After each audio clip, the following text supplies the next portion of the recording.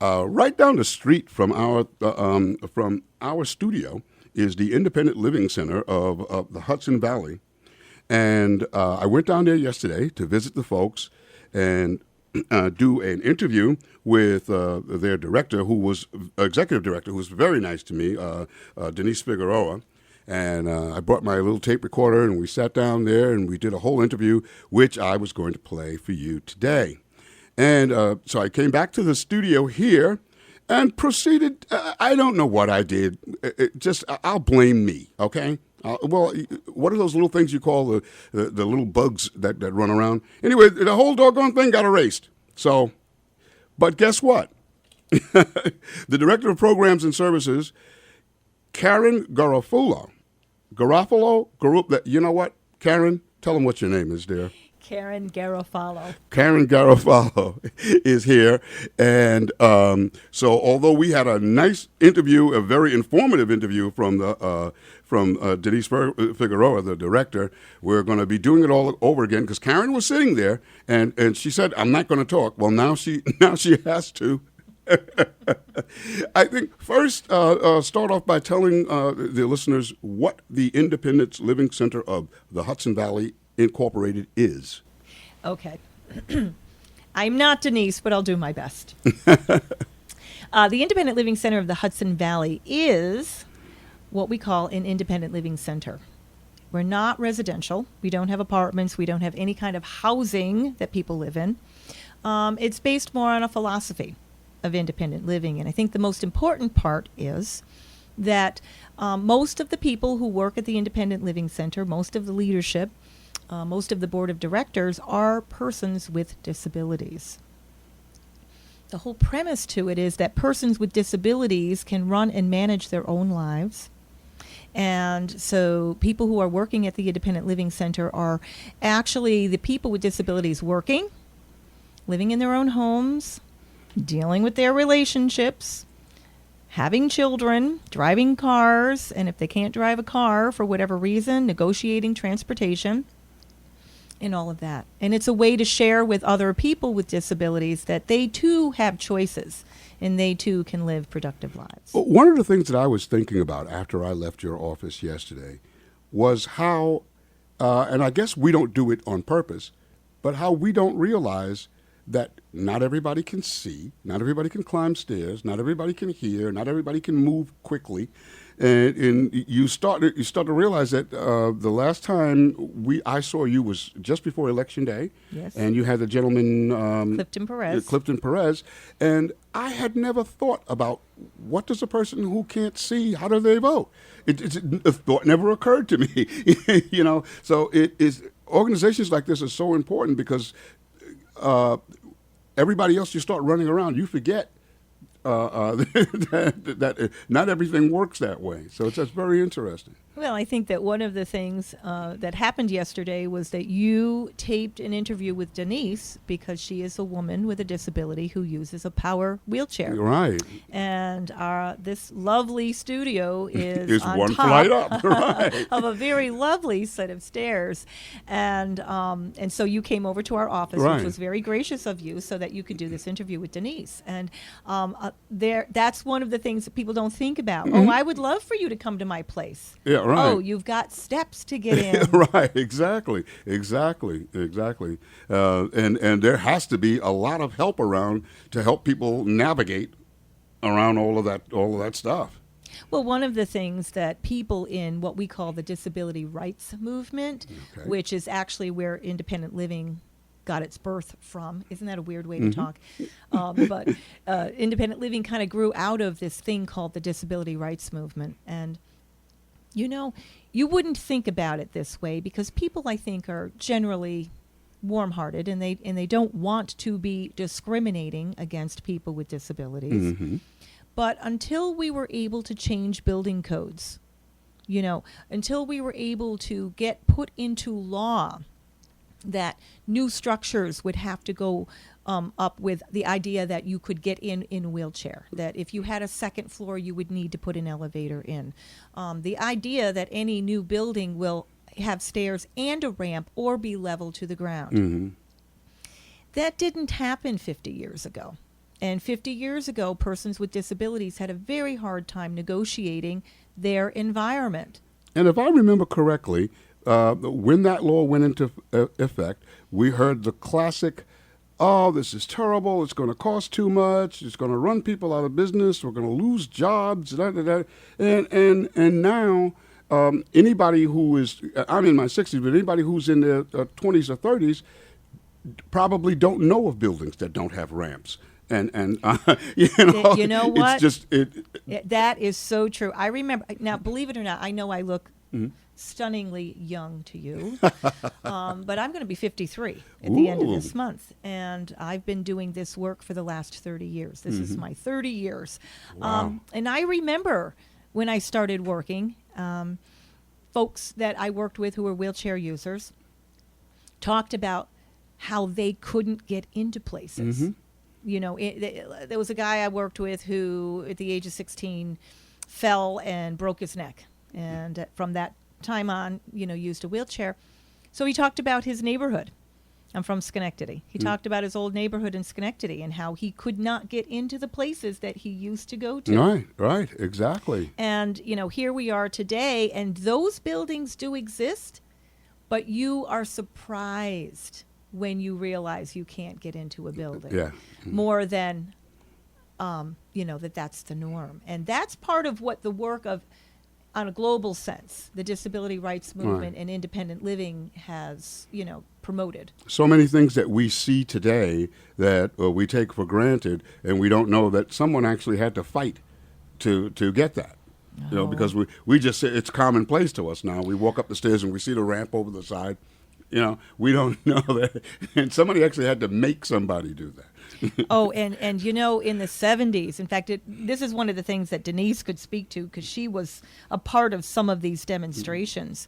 In New York City, I believe it was in New York City. Now, please, anybody who's a history person and you're going to check your facts, but I believe they shut down the transit system in New York City at one time because they were talking about getting the buses accessible for wheelchair users. Do you remember that? I do remember the big ruckus when the wheelchair when they had to convert, when they got into new buses that had to have the wheelchair thing in the back. And I remember that I can't remember exactly what happened, but it was not greeted. There was like a 50-50 arguing back and forth about that.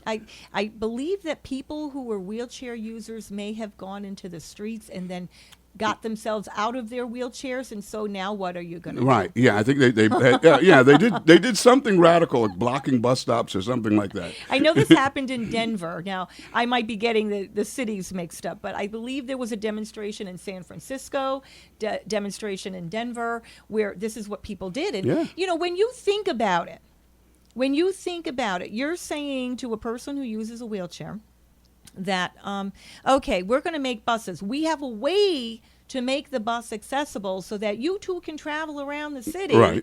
But we're deciding not to because we don't, our bus that costs, let's say, 50, I don't even know the numbers, but let's just say $50,000. If we put $5,000 more, when you look at the perspective, it's not that much money.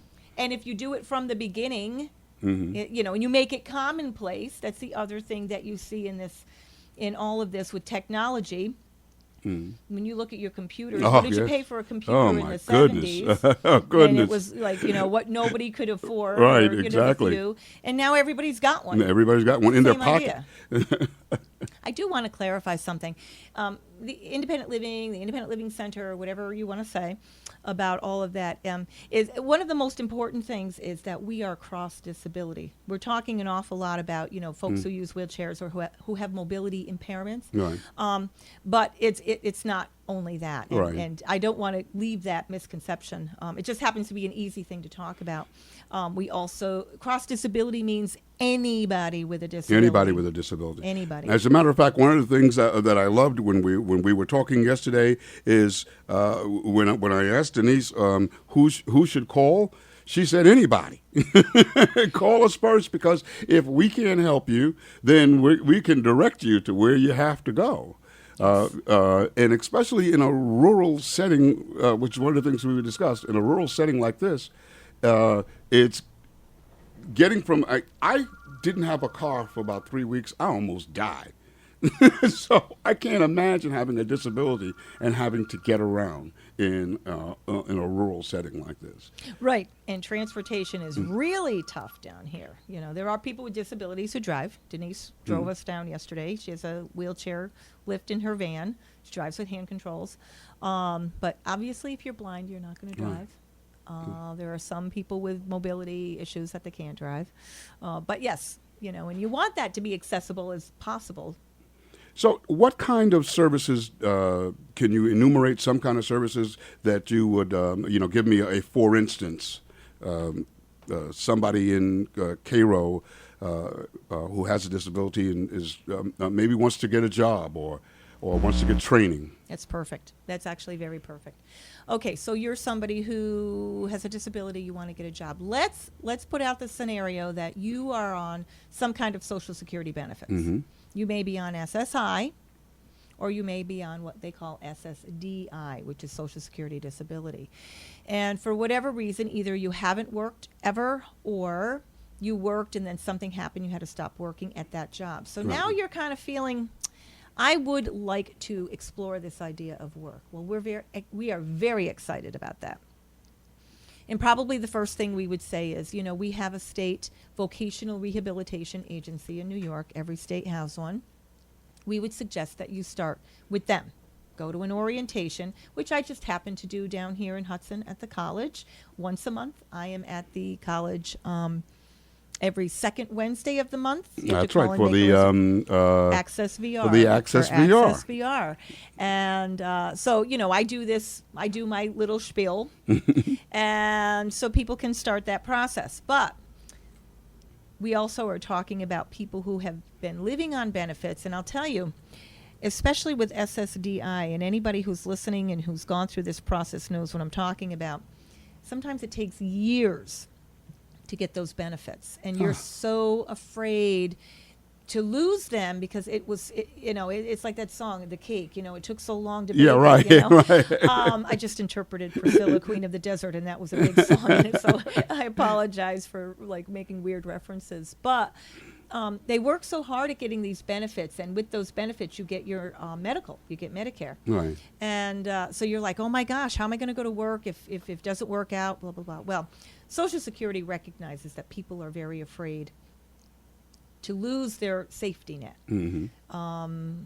actually to lose their benefits, and they have safety nets. But who knows about them? Right. We do. That's correct. We actually have people who are working for us now full-time who used to be on benefits and ended up getting off their benefits using all of these, what they call work incentives. So it is possible, but how do you get this information? Well, you're going to get it from the Independent Living Center, and here's how you're going to get it, because once a month on the first Wednesday, well, actually, on the first Tuesday, I'm going to go down to the Independent Living Center, and they have so many different segments. They have people who do this, who do that, and we're going to interview all of them. Each of them 1 week at a time, however Denise says. And, of course, in those times, I'm not going to erase it. And on Wednesday morning, once a month, we'll have an update from the Independent Living Center. Oh, Denise, please forgive me. And so that's what I heard them chattering yesterday as I left that they were making plans as to which division was going to get each interview. So once a month, you look out for that on Wednesday mornings at the 9 o'clock hour. We are going to bring you somebody. And as a matter of fact, you know how we work here at WGXC. If you have a question, give us a call. And you can always call the Independent Living Center. Let's see. Now, let me get the numbers correct. For Hudson, it's 518-828-4886. Correct? And their website is ilchv.org. That is correct. And you cover, primarily Columbia and Greene County. Yeah, well, actually, we have an office in Troy. And obviously, you know, I don't know if you have too many people from Troy that get to hear this, but people always know people. I just found out you used to work in, like, the next... Nishkayuna. The neighborhood, you know. next to where I grew up. But anyway, we have an office in Troy. We have an office in Hudson. And we cover, first, Rensselaer and Columbia counties. Nobody's in Greene County. We've been covering, Greene County the best we can for as long as we've been in Hudson. So that is correct. But we have different programs and different grants or whatever. So we've got people covering Albany County. We've got people covering Schenectady County. We've got people covering Schoharie County. So we are not really limited. And we are not like social services, let's say, where they're bound by their county lines. Right. If somebody thinks they can get something from us, whether it's information, a phone number, picking somebody's brain, you can always pick my brain. I don't know what you're going to get out of it, but you can pick my brain. We are so happy to at least do the research for you. Well, thank you very much. You are listening to WGXC 90.7 FM, available on the World Wide Web at WGXC.org. And I have been speaking to Karen Garofallo. It sounds close enough. I'm going to get it right. Garofallo, who is the Director of Programs and Services, and she's been telling us about the services provided by the Independent Living Center of the Hudson Valley. They're right down the street from the studio from us at 802 Columbia Street, and you can give them a call at 518-828-4886, or you can go on their website, which is www.ilchv.org. To get information. And we, of course, are going to be providing you with an update once a month, the first Wednesday on every month, which I will go down on that Tuesday before and do an interview and come back and not erase it and play it as a part of the 9 o'clock hour. Karen, thank you so much. You are so welcome. Karen had to stop everything, and come here this morning to do the interview because someone erased the interview from yesterday. So she's very kind. Came down here all the way from Troy, from above Troy, to do the interview. So thank you very much. Do you have anything to add? Oh, I'm just so happy that we're going to get started. And hopefully we'll be able to provide information, and hopefully we'll be able to open up our services to more people. Yay! Counties, yes. Thank you very much, Karen. WGXC 90.7 FM.